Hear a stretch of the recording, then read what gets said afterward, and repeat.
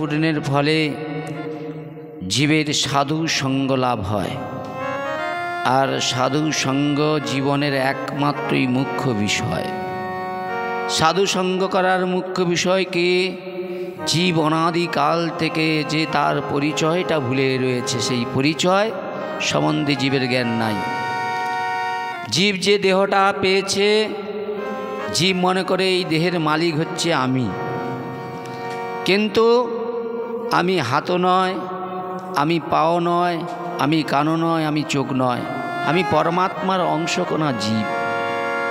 এই সংসারে আমরা যা কিছু দেখছি সবই ভগবত ইচ্ছায় সৃষ্টি হয়ে গিয়েছে এবং ভগবানের ইচ্ছায় এখনো পর্যন্ত রয়েছে এবং ভগবানের ইচ্ছায় ধ্বংস হয়ে যায়।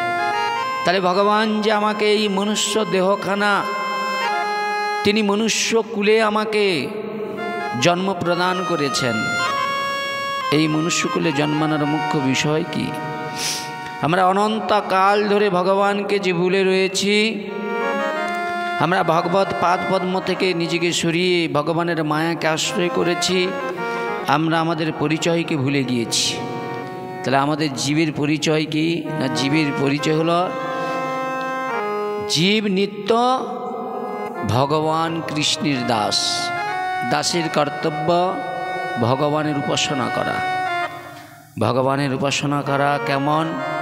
না, জীব এই সংসারে ভগবানের জন্য যেটুকু কর্ম করে, সেই কর্ম দিয়ে ভগবানকে সুখ বিধান দেওয়ার জন্য সে নিরন্তর ভগবানের উপাসনা করে।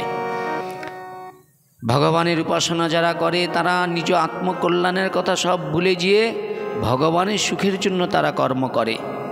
তাই ভগবত সুখার্থের কর্মের নাম হলো ভক্তি। তাই আমাদের একান্তই কর্তব্য, আমরা যতদিন এই সংসারে রয়েছি আমাদের দেহ ইন্দ্র সর্বস্ব কিছু দিয়ে ভগবানের সুখ বিধান করা। কিন্তু দুর্ভাগ্য, আমরা আমাদের দেহ ইন্দ্র সর্বস্ব কিছু দিয়ে আমরা পরিজনের যেভাবে সুখ শান্তির কথা চিন্তা করি, কিন্তু ভগবানের সুখার্থে আমরা সেই কর্মক্রিয়া করতে পারি না। কিন্তু ভগবানের এমন বড় একটা লীলা চরিত্র, তিনি মনে মনে চিন্তা করলেন, জ্ঞানময় ব্যাসরূপে তিনি জগতের কাছে, তিনি ভগবান ব্যাসরূপে এই জগতে এলেন। আসার মুখ্য বিষয় মনুষ্য প্রজন্মের কল্যাণের জন্য বেদ এবং পুরাণ রচনা করলেন। নাম হয়ে গেল কৃষ্ণ দ্বৈপায়ন বেদব্যাস। ব্যাসদেবের মুখ্য বিষয় মানুষের মধ্যে শুদ্ধ কৃষ্ণ প্রেম এবং ভক্তি দান করতে হবে। কিন্তু মানুষের প্রয়োজনটা মানুষ এখনো বোঝে না। মানুষ তার দেহের ইন্দ্র দিয়ে সকাল থেকে সন্ধ্যা পর্যন্ত মেহনত করে যেটুকু অর্থ উপার্জন করে, আর সেই অর্থ উপার্জন দ্বারা এই সংসারের পরিজনের সুখের কথা চিন্তা করে, এই করতে করতে জীব অকালেই মৃত্যুবরণ করে। কিন্তু মুখ্য বিষয় কি? এই পৃথিবীতে আসার মুখ্য বিষয় হরিচরণ লাভ করা। আর সেই হরিচরণ পেতে গেলে আগে সৎ গুরুদেবের চরণ আশ্রয় করতে হবে। গুরুর কৃপা ব্যতীত গোবিন্দকে কখনো লাভ করা সম্ভব হবে না। কিন্তু ব্যাসদেব এই পৃথিবীতে জন্মগ্রহণ করেছেন, কিন্তু জন্মগ্রহণ করে আজ খুব চিন্তায় পড়েছে। এতদিন ধরে খুব মেহনত করে কষ্ট করে তিনি কি করলেন? পুরাণ আদি রচনা করলেন।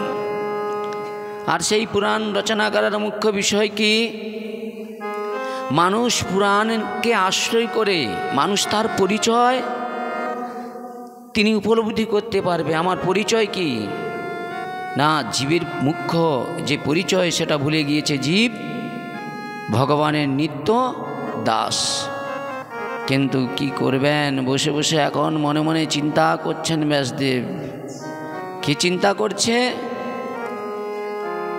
না, তিনি মনে মনে চিন্তা করছে, এত গ্রন্থ আদি রচনা করলাম,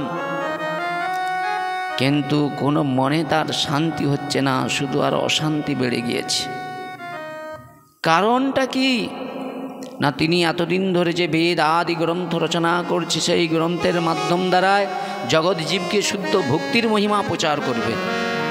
কিন্তু তিনি যেসব গ্রন্থ রচনা করছে এর দ্বারা জীবের পরম মঙ্গল সাধনা তো দূরের কথা, নিজের মনেই শান্তি হচ্ছে না। ব্যাসদেবের মনের মধ্যে অশান্তি, তিনি শান্তি লাভ করতে পারছে না। তাই সরস্বতী নদীর তীরে তিনি তার আশ্রমে বসে রয়েছে। হঠাৎ সেখানে ভগবত ভক্ত নারদ ঋষি কী করলেন, বিনা যন্ত্র বাজাতে বাজাতে ওই ব্যাসদেবের কাছে পৌঁছে গিয়েছে। একদিকে জ্ঞানী শ্রেষ্ঠ, আরেকদিকে ভক্ত শ্রেষ্ঠ। তাহলে জ্ঞানী শ্রেষ্ঠকে ব্যাসদেব আর ভক্ত শ্রেষ্ঠকে নারদ ঋষি। এই দুজনের মধ্যে গুরু শিষ্যের মধ্যে সম্বন্ধ হয়ে গিয়েছে। আর ব্যাসদেবকে দেখেই নারদ ঋষি দেখলেন ব্যাসদেবের বিষণ্ণতা বদন, মানে মুখটা শুকিয়ে গিয়েছে। ব্যাসদেবের সেই বিষণ্ণ মুখ দর্শন করে মনে মনে চিন্তা করছে, তিনি জ্ঞানী শ্রেষ্ঠ হয়ে স্বয়ং ব্যাস ভগবান বিষ্ণুর অবতার হয়ে তিনি এইরকম মায়াবদ্ধ জীবের মতো এইভাবে যেন মায়াবদ্ধ, মায়া তাকে স্পর্শ করেছে। তাই নারদ ঋষি জানতে চাইলেন তার মনের কথা। আর সেই মনের কথা জানতে পেরেই তিনি কি করলেন, তিনি উপদেশ দিতে শুরু করলেন, দেখো ব্যাস, এতদিন ধরে তুমি যে গ্রন্থ আদি রচনা করেছ এর দ্বারাই জীবের পরম মঙ্গল সাধনা হতে পারে না। তুমি বেদ রচনা করেছ, বেদকে 4 ভাগে বিভাজন করেছ, মহাভারত রচনা করেছ, 17টা পুরাণ রচনা করেছ, কিন্তু তবু তোমার মনে শান্তি নাই কেন জানো? প্রত্যেকটা গ্রন্থে তুমি ভগবানের মহিমা কথা, গুণ কথা, ভক্তের চরিত্র কথা এগুলো তুমি বর্ণনা করো, এমনি ঠেকিয়েছ, ভগবান বলে বলেছ, কিন্তু ভগবানের যে রূপমাধুর্য, গুণমাধুর্য, ভগবান যে এতদিন ধরে তিনি বৃন্দাবনের মাটিতে এত সব লীলা আদি করেছে, আর ভগবানকে পাওয়ার জন্য যে জীবের প্রধান কর্তব্য, কিভাবে ভগবানের উপাসনা করা কর্তব্য, কিভাবে ভগবানের পাদপদ্ম পাওয়া যায়, সেই সব কথা তো তুমি বলো নাই। তখনই কি করলেন, গুরুদেবের কথা শুনেই তখন ব্যাসদেব মনে মনে চিন্তা করলেন, তাহলে আমি এতদিন ধরে যে গ্রন্থ আদি রচনা করেছি এর দ্বারায় মানুষের পরম মঙ্গল সাধনা হতে পারে না। তাই নারদ ঋষি কী করলেন, ব্যাসদেবকে উপদেশ দিলেন, যাও সরস্বতী নদীর থেকে তিনি স্নান করে গুরুপাদ পদ্মে এসে উপস্থিত হলেন। গুরুদেব কি করলেন না, তারকে কি করলেন, আবার ওই ভাগবত রচনার জন্য উপদেশ প্রদান করলেন এবং মন্ত্রে দীক্ষিত করলেন। তো সেই কথা অনুসারে কি করলেন, গুরুপাদ পদ্ম আশ্রয় করে গুরুদেবের সেই পদত্ত মন্ত্র জপ করতে করতে বহু বৎসর পরে তিনি আকাশে দেখলেন, তার দেহ আকাশে দেখলেন একটা জ্যোতি। আর সেই জ্যোতির অনুসন্ধান করতে করতে তিনি ভগবানের রূপরেখা তার হৃদয়ের মধ্যে প্রকাশিত হলেন এবং তিনি ভাগবত রচনা করে ফেললেন হৃদয়ে। বুঝেছেন, এটা হলো ব্যাসদেবের ধ্যানের বস্তু। ভাগবত কিন্তু গ্রন্থ আকারে ছিল না, ব্যাসদেবের ধ্যানের বস্তু। কিন্তু আজকে ভাগবত রূপে পেলেন কিভাবে? ব্যাসদেব হৃদয়ে ধারণ করে মনে মনে চিন্তা করলেন, গ্রন্থ আকারে তো রূপ দিতে হবে, আমি যে এতদিন ধরে যেটা ধরে রাখছি সেটা গ্রন্থরূপে তো জগতের কাছে প্রকাশ করতে হবে, কিন্তু কার শরণাপন্ন নেওয়ার প্রয়োজন, কে আমার এই কাজে সাহায্য করবে? এই চিন্তা করে তিনি গেলেন কোথায় না, তিনি পার্বতী প্রিয়পুত্র গণেশের শরণাপন্ন হলেন। তো সেই পার্বতী প্রিয়পুত্র গণেশের শরণাপন্ন নিয়ে তিনি ভাগবত গ্রন্থ আকারে জগতের কাছে প্রকাশিত করলেন। আর ব্যাসদেব তো গ্রন্থ রচনা করে ফেলল বাবা, কিন্তু ব্যাসদেবের একজন শিষ্য ছিল, তার নাম হলো রোমহর্ষণ। এই রোমহর্ষণকে দিয়ে অনেক গ্রন্থ আদি প্রচার করিয়েছেন, কিন্তু এই ভাগবত রচনা করে মনে মনে চিন্তা করছে এই রোমহর্ষণের দ্বারা এই ভাগবত প্রচার করা সম্ভব হবে না। কেন তিনি চিন্তা করলেন? বললেন, ভাগবত একবার শ্রবণ করে হৃদয়ে ধারণ করার মতো রোমহর্ষণের ক্ষমতা নাই। তাই তিনি তার নিজ পুত্র সুখদেবকে ভাগবতের প্রথম শ্রোতারূপে কী করলেন, বরণ করে নিলেন। কিন্তু এই সুখদেবের চরিত্র সম্বন্ধে অনেক বর্ণনা রয়েছে ভাগবতে। সুখদেব মাতৃগর্ভে 16 বৎসর কাল তিনি অবস্থান করেছিলেন। তারপরে এই সংসারে তিনি ভূমিষ্ঠ হলেন। এই সংসারের মায়া তাকে কোনো রকম স্পর্শ করতে পারে না। তিনি মায়া মুক্ত হয়ে তিনি কি করলেন, সংসার ত্যাগ করে একবারে কি করলেন, একবার পরম ব্রহ্মের ধ্যানে নিমগ্ন হওয়ার জন্য সংসার ত্যাগ করে চলে গিয়েছে। চলে যাচ্ছে, পিতা ব্যাসদেব হাই হাই করে ডাকছে, শোনো পুত্র, এসো এসো, ফিরে এসো। কে পিতা কে মাতা তার এই বোধটা নেই। তিনি কেন, তিনি এই সংসারে মায়ামুক্ত জীব, পরম ধর্মজ্ঞ সুখদেব। সেই সুখদেব মহারাজ কি করছেন, যখন ছুটে যাচ্ছে আর যেতে যেতে দেখলেন একটা সরোবরে অপ্সরীগণ কি করছে, উলঙ্গ হয়ে তারা জল কেলি করছে, বুঝেছেন, লগ্ন অবস্থায়, বুঝেছেন। আর ঠিক সেই সময় সুখদেবকে দেখে তারা প্রণাম নিবেদন করলেন। সুখদেবকে দেখে কি করলেন, প্রণাম নিবেদন করলেন। কিন্তু ব্যাসদেবকে দেখে তারা লজ্জায় লজ্জিত হয়ে ছুটে গিয়ে কী করলেন, পোশাক আদি পরিধারণ করতে শুরু করলেন। এই অবস্থা দেখেই মনে মনে চিন্তা করলেন, হায় হায়, আমার ছেলে নবযৌবন প্রাপ্ত 16 বৎসরের যুবক, তাকে দেখে এরা লজ্জা পেল না, আর আমার বয়স এত বৃদ্ধ হয়ে গিয়েছে, আমাকে দেখে এরা লজ্জা পেয়েছে। কাছে গিয়ে জিজ্ঞাসা করলেন এর কারণ কি। বলছে, আমার শিষ্য যুবক লগ্ন, তাকে দেখে তোমাদের লজ্জা হলো না, আর আমি বৃদ্ধ। বলছে, আপনার ছেলে সর্বভূতে সমদর্শিতা, কে নারী কে পুরুষ এই জ্ঞান নাই। তিনি সর্বজীবের মধ্যে পরমাত্মা রূপে আত্মা দর্শন করছে, দেহ দর্শন করছে না। এদের সঙ্গে কথা বলতে বলতে দুগ্ধ দুয়ার সময়টুকু কিন্তু ওই সুখদেব মহারাজ কোথাও থাকতেন না। তো সেই জায়গায় দাঁড়িয়ে সুখদেব মহারাজ ওখান থেকে চলে গিয়েছে পরম ব্রহ্মের ধ্যানে নিমগ্ন হওয়ার জন্য। এদিকে ব্যাসদেব আপন কুটিরিতে ঘুরে ফিরে এসেছে। কিন্তু ফিরে এসে মনে মনে চিন্তা করেছে, এতদিন ধরে অক্লান্ত পরিশ্রম করে যে গ্রন্থ আদি লিপিবদ্ধ করেছে, কাকে সেই শিক্ষাটা দান করব।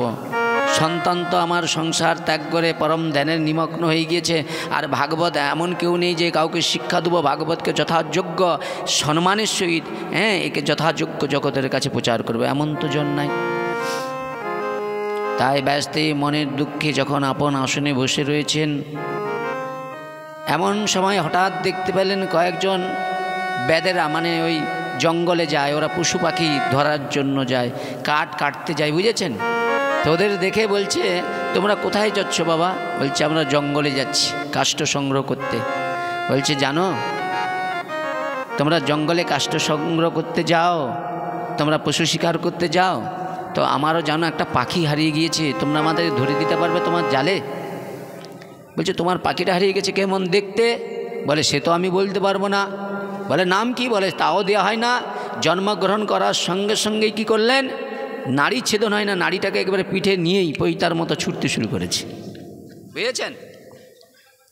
এমতো অবস্থায় তিনি কি করেছেন, একটা বৃক্ষের তলায় বসে পরম ধ্যানে, পরম ব্রহ্মের ধ্যানে একবারে নিমগ্ন করে নিয়েছে নিজেকে। ব্যাসদেব কি করলেন, সেই বেদেদের কি করলেন, সেই ভাগবতের একটা সুন্দর শ্লোক শিখিয়ে দিলেন।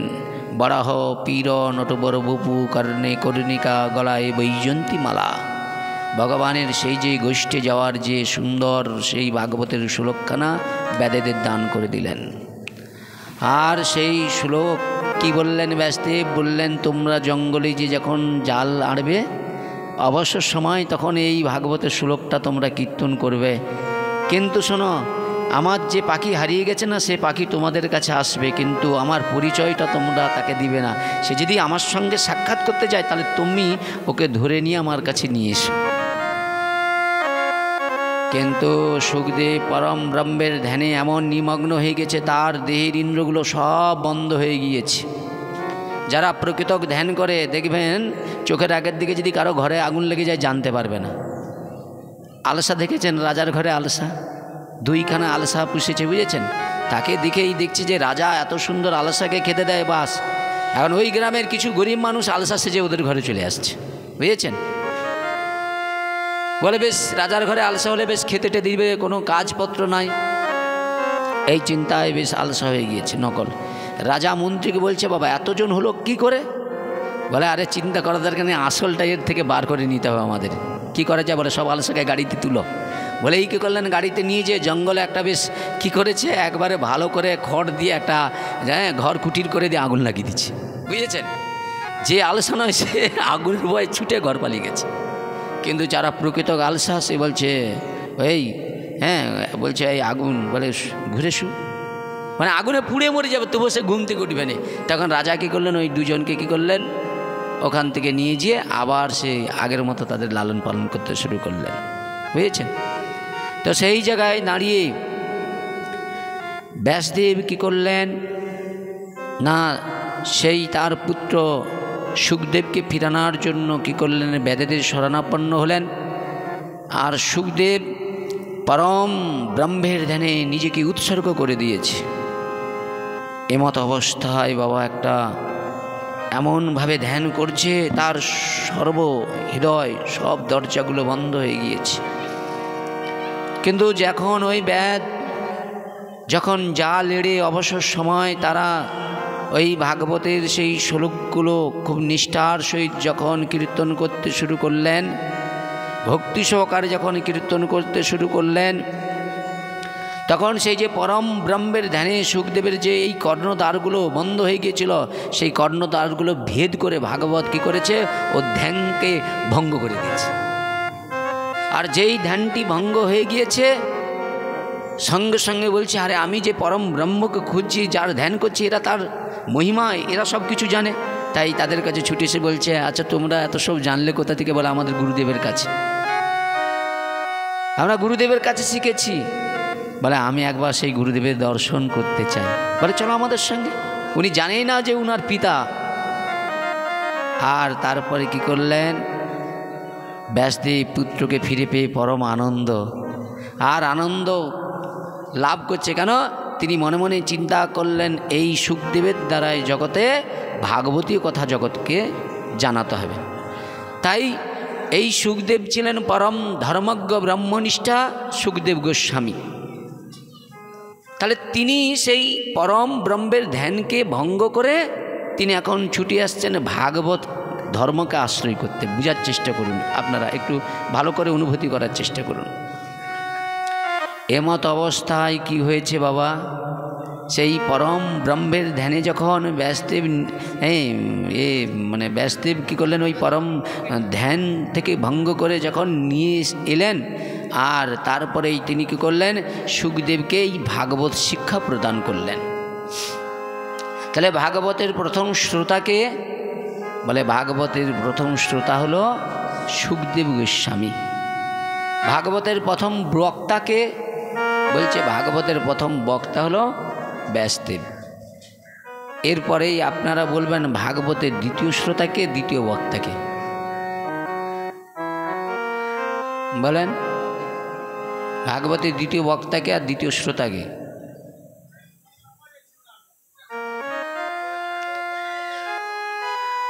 ভাগবতের দ্বিতীয় বক্তা হচ্ছেন কে? সুখদেব মহারাজ। আর ভাগবতের দ্বিতীয় শ্রোতা হলেন কে? পরীক্ষিত মহারাজ। এখন সেই পিতার কাছ থেকে সেই ভাগবতী কথা তিনি কি করলেন? হৃদয়ে ধারণ করলেন। মনে মনে চিন্তা করলেন এমন একজনের কাছে আমাকে ভাগবতীয় কথা, ভাগবতীয় বার্তা, এই ভাগবতীয় মাহাত্ম্য এমন একজনের কাছে। তাদের কি মাইকগুলো বন্ধ করা আছে? দেখতো সবের বন্ধ আছে। তো সেই জায়গায় দাঁড়িয়ে মনে মনে চিন্তা করছেন কি করে এমন একজনের কাছে আমি ভাগবতের মহিমা জগতের কাছে প্রচার করব, যে ভাগবত কথা শ্রবণ করে তিনি ভাগবত জগতের কাছে কতটা মূল্যবান ধর্মগ্রন্থ সেটা জগৎজীব জানবে। এই চিন্তা করে তিনি কি করছেন, বেরিয়ে পড়েছেন হৃদয় ধারণ করে। আর এপাশে ভগবান মনে মনে চিন্তা করছেন, ভাগবত তো রচনা হয়ে গেল, ভাগবত শিক্ষা হয়ে গেল, কিন্তু শ্রোতা, আরে বাবা ভাগবত ধরুন এখানে ব্যবস্থা করছে, শ্রোতা না থাকলে এই শ্রোতাটা কে হবে? এখন শ্রোতাদের পূর্বের একটা ঘটনা রয়েছে বাবা ভাগবতে, খুব সুন্দর ঘটনা। কি না, এই ভাগবতের শ্রোতা কিভাবে এই জগতের কাছে আসছে, একটু মন দিয়ে খুব শ্রবণ করুন।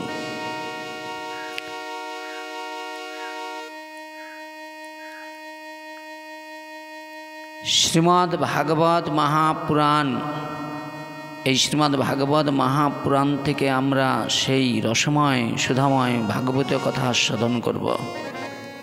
কিভাবে দেখুন জগৎ সংসারে ভগবান কি সুন্দর করে লীলাবিলাস করছে, জগৎ সংসারে কিভাবে কৃপা করুণা করছে।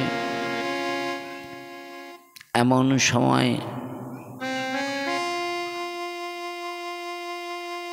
পঞ্চপাণ্ডব, সেই পঞ্চপাণ্ডবদের ভাই অর্জুন কি করলেন, ভগবানকে বলছেন, প্রভু আমার বিপক্ষে যারা যুদ্ধ করবে দয়া করে আপনি সেই আমার এই রথখানা নিয়ে ওই যুদ্ধের মিডিলে নিয়ে চলুন, আমি দেখব আমার বিপক্ষে কারা যুদ্ধ করবে। কিন্তু বাবা যুদ্ধটা কিন্তু ধর্মের যুদ্ধ হয়েছিল, এই যুদ্ধ কিন্তু পঞ্চপাণ্ডব এতটুকু তাদের ইচ্ছা ছিল না, কিন্তু ওই ধৃতরাষ্ট্রপুত্র তারা মনে মনে চিন্তা করতেন যে কোনো কারণবশত এই পঞ্চপাণ্ডবদেরকে কোনো কারণে এতটুকু কোনো সম্পত্তি তারা দিতে চাচ্ছে না। ভগবান গিয়েছিলেন পঞ্চপাণ্ডবদের নিয়ে ওই অন্ধ ধৃতরাষ্ট্রের কাছে, যে মনে মনে বলতে শুরু করলেন, শোনো এই 5 ভাইকে 5টা গ্রাম দান করে দাও, কেন এরাও তো তোমার ভাইয়েরা ভাই। কিন্তু সেই দিন বললেন, বিনা যুদ্ধে না দেব, সূচ আগ্রমে দিনই। কিন্তু যুদ্ধ চায় না, কিন্তু এরা যুদ্ধ চাচ্ছে কেন? এদের এত শক্তি রয়েছে, বল রয়েছে, এরা 100 ভাই, বুঝেছেন? এই যে অর্থ দেখবেন, অর্থের কারণে মানুষ কি হয়, মানুষের একটা অহংকার এসে যায় না, অর্থ বল, মানুষ পায়ে পা তুলে ঝগড়া করতে চায় না, গণ্ডগোল করতে চায় না। সঙ্গে সঙ্গে কি করলেন না, মা কুন্তী কৃষ্ণের অপমান সহ্য করতে না পেরে যুদ্ধের প্রস্তুতি হয়ে গেল। নারদ ঋষি এখন ভগবত পাদপদ্মে এসে বলছে, প্রভু এই পঞ্চপাণ্ডবের সঙ্গে তুমি যুদ্ধক্ষেত্রে যুদ্ধ করবে কেন? ওই ধৃতরাষ্ট্র দুর্যোধনের পুত্ররা, ধৃতরাষ্ট্র, এদের কাছে তুমি থাকলে না কেন? বলছে, শোনো তোমার এই মনের সংশয় দূর করা আমার একান্তই প্রয়োজন। ভগবান কি করলেন, নারদ ঋষিকে 3খানা মালা দান করলেন, বললেন এই 3খানা মালা তুমি উত্তম, মধ্যম, অধমকে পরিয়ে এসো। নারদের কথা শুনেই কি করলেন, নারদ কি করলেন, ভগবানের কথা শুনে বেরিয়ে পড়লেন। গেলেন কোথায়? দুর্যোধন দুঃশাসনের ভবনে। নারদ যে ভগবানের প্রিয় ভক্ত, তাকে দেখে সম্মান আদিও করল না, গৃহকর্মের মধ্যে ব্যস্ত রয়েছে। এমত অবস্থায় কি করলেন, নারদ দুর্যোধনের কাছে গিয়ে বলছে, তোমার সঙ্গে আমার কিছু কথা বলার প্রয়োজন রয়েছে। বলে, আমার তো এখন অনেক কাজ রয়েছে, তোমার সঙ্গে কথা বলার সময় নাই। বলে, একটু অনুরোধ করছি, একটু যদি যেতেন খুব ভালো হতো, একটু প্রয়োজন রয়েছে। সঙ্গে সঙ্গে নারদ কি করলেন, নারদকে নিয়ে একবারে রাজকক্ষের মধ্যে প্রবেশ করলেন। নারদ দাঁড়িয়ে রয়েছে, দুর্যোধন রাজসিংহাসনে বসে রয়েছে। বুঝেছেন? আমরা কি করি, বাড়িতে যারা ভালো কেউ আসে, আমরা নিজেরা না বসে ওনাকে আগে বসতে দিই, অভ্যর্থনা করি, সম্মান করি। কিন্তু যারা দেখবেন একটু অর্থবান লোক, তারা কিন্তু ওই সম্মানটা কি জিনিস করতেই জানে না, বুঝেছেন? তো সঙ্গে সঙ্গে কী করলেন, নারদ দাঁড়িয়ে রয়েছে, উনি কী করলেন, রাজ সিংহাসনে বসেছে। বুঝেছেন? এখন নারদ ঋষি জিজ্ঞাসা করছে, বলো তো তোমার চোখে সবথেকে উত্তম কে, এই রাজ্যে সবথেকে উত্তম কে? নারদ ঋষি যখন এই কথা বলছে, বলে তুমি দেখে চিনতে পারছো না আমি এই রাজ্যের রাজা? আমার থেকে এই রাজ্যে কেউ আমার থেকে উত্তম কেউ আছে মনে হয়? দেখেন, এখন ভগবানের সেই প্রদত্ত মালা, পারিজাত ফুলের মালাটা কি করলেন, সঙ্গে সঙ্গে কী করলেন, পরিয়ে দিলেন, হয়েই গেল। দ্বিতীয় এখন বলছে, আচ্ছা বলো তো তোমার চোখে মধ্যমকে? বলে কেন, এই যে আমার ভাই দুর্যোধনের ভাইকে, দুঃশাসন, যে দ্রৌপদীর বস্ত্রহরণ করেছিল। খুব মন দিয়ে শুনুন, তাহলে খারাপের চোখে খারাপটাই ভালো। কথাটা বোঝার চেষ্টা করুন। খারাপের কাছে খারাপই ভালো। সে ভালো জিনিসটা কোনো দিন কী জিনিস দেখে নাই, বুঝেছেন? এই জন্য কেন গ্রন্থের কাছে আসতে হয়, বুঝেছেন? সঙ্গে সঙ্গে কী করলেন, নারদ কী করলেন, সেই গোলাপ ফুলের মালাটা পরিয়ে দিয়েছে। তাহলে পারিজাত ফুলের মালা পরা হয়ে গেছে, গোলাপ ফুল এখন রয়েছে টগর ফুলের মালা। এখন সঙ্গে সঙ্গে জিজ্ঞাসা করছে, বলো তো অধমকে? এই অধমকে আর পাওয়া যাচ্ছে না। এই জগতে কেউ অধম হতে চায় না, আমরা সবাই উত্তম হতে চাই, হয় না? সংসারের মধ্যে আমরা মালিক হব, উত্তম হব, হ্যাঁ, সবাইকে বলে এই সংসারের মালিক আমি, বুঝেছেন? আমার তো জানা নাই এই সংসারের মালিক কি, আমি এইটাই খুঁজে বেড়াচ্ছি, এই সংসারের মালিক কি, বুঝেছেন? আমরা সবাই মনে করি এইটা আমার বাড়ি, এইটা আমার স্ত্রী, এইটা আমার দেহ, এইটা আমার সব কিছু, আমি এই দেহটারই মালিক নয়, বুঝেছেন? আমি যদি এই দেহের মালিক হতাম তাহলে আমার ইচ্ছা এই দেহটা চলতো না কি বাবা, ঠিক তো? তো সেই জায়গায় দাঁড়িয়ে কি করলেন না, এখন অধম তো কেউ হতে চাচ্ছে না। এখন ওই রাজসভার আগের দিক দিয়ে একজন ভিখারি হেঁটে যাচ্ছে, বুঝেছেন? এই ভিখারি ভাই, এসো এসো এসো। বলে কি? বলে এই তুমি ভিক্ষা করে খাও না? বলে হ্যাঁ। বলে তাহলে তুমি আমার রাজ্যের মধ্যে সব থেকে অধম। বলে আমি অধম হতে যাবো কেন? নারদ ঋষি বলছে, উত্তম মধ্যম পেলে হবে না, অধমও প্রয়োজন। মালা খুলে নিয়ে পালিয়ে গেছে, বুঝেছেন? এখন পরীক্ষা করতে পাঠিয়েছে। এখন নারদ কী করছেন, পরম আনন্দে ভগবানের গুণের কথা কীর্তন করতে করতেই একবারে নারায়ণ নারায়ণ উচ্চারণ করতে করতে চলে যাচ্ছে। আর নারদের বদনের সেই সুধামাখা অমৃতময় সুধা কৃষ্ণ কথা এখন কার কর্ণে গিয়েছে? ধর্মরাজ যুধিষ্ঠির কর্ণে। ধর্মরাজ যুধিষ্ঠির শুনে একবারে অন্তর একবারে পরম আনন্দ এসে গিয়েছে। বাহ, এত সুন্দর ভগবানের মহিমা কে কীর্তন করছে, অপূর্ব কীর্তন নারদের, বুঝেছেন? শুদ্ধ ভক্ত তো ভগবানের। এখন সঙ্গে সঙ্গে কী করেছেন, উঠে দাঁড়িয়ে দেখছে নারদ ঋষি তাদের গৃহমন্দিরের দিকে আসছে, আর সঙ্গে সঙ্গে নাচতে শুরু করেছে। কি আনন্দ, কি না অহভাগ্য, কত ভাগ্য আজকে এই গ্রামের। কি বাবা, আজকে ভাগ্য নয়? আজকের দিনে এই গ্রামে নরনারায়ণের সেবা হবে, এই গ্রামে পশু পাখি কীট পতঙ্গ তারা সবাই এই কর্ণের দ্বারাই ভাগবতী বার্তা শ্রবণ করছে। প্রত্যেকটা জীবের পরম মঙ্গল লাভ হবে একমাত্র ভাগবত কথার মাধ্যম দ্বারায়। সঙ্গে সঙ্গে কী করলেন, ধর্মরাজ যুধিষ্ঠির উঠে দাঁড়িয়েছে। দিয়েকেই দেখলেন যে ভগবানের পরম ভগবত ভক্ত নারদ ঋষিকে দেখেই সঙ্গে সঙ্গে পাদর্ঘ্য দিয়ে একবারে সম্মান করে আসনে বসিয়ে একবারে চরণ ধৌত করে পরম আনন্দে এখন ওনার জয় কীর্তন করতে শুরু করেছে। আজ আমার কত সৌভাগ্য, আপনার মতো ভক্তকে পেয়ে আমাদের আজ গৃহটা একবারে ধন্য হয়ে গিয়েছে। নিতাই গৌর আনন্দের